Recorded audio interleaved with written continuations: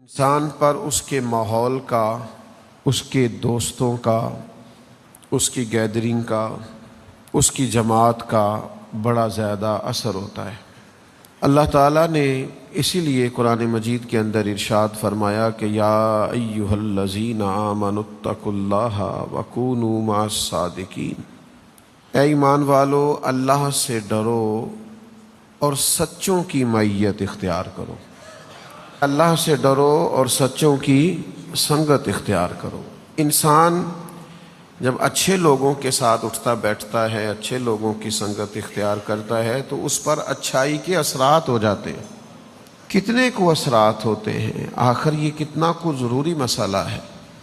کس حد تک انسان پر اس کے احباب کے، اس کے دوستوں کے اثرات ہوتے ہیں، نبی پاک صلی اللہ تعالیٰ علیہ وسلم نے یہاں تک بیان فرمایا۔ حضور فرمانے لگے انسان اپنے دوست کے دین پر ہوتا ہے، اس کا دین وہی ہوتا ہے جو اس کے دوستوں کا دین ہوتا ہے۔ لہٰذا سوچا کرو تم نے دوست کس کو بنایا ہے۔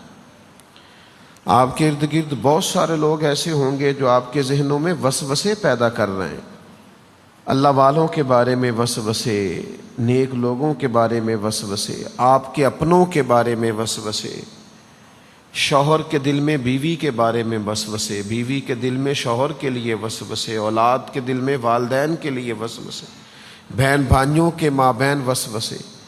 آپ یہ دیکھیں آپ کن لوگوں کے ساتھ اٹھتے بیٹھتے ہیں، کس طرح کا ماحول وہ بنا رہے ہیں، آپ کو کہاں الجھا رہے ہیں، کہاں لے کر کے جا رہے ہیں۔ یہ اتنا معمولی مسئلہ نہیں ہے، یہ تو انسان کے عقائد اور نظریات پر چیزیں اثر انداز ہوتی ہیں۔ نبی پاک صلی اللہ تعالیٰ علیہ وآلہ وسلم نے تاکید بیان فرمائی۔ حضور فرمانے لگے برے دوستوں کی ہم نشینی سے بچنا، اس لیے کہ یہ دوست تمہاری پہچان بن جاتے ہیں، تم پہچانے جاتے ہو۔ وہ فلاں نہیں وہ جو فلاں کے ساتھ بیٹھتا ہے، وہ لڑکا نہیں وہ جو فلاں لڑکے کے ساتھ اٹھتا بیٹھتا، گھومتا کھاتا پیتا ہے۔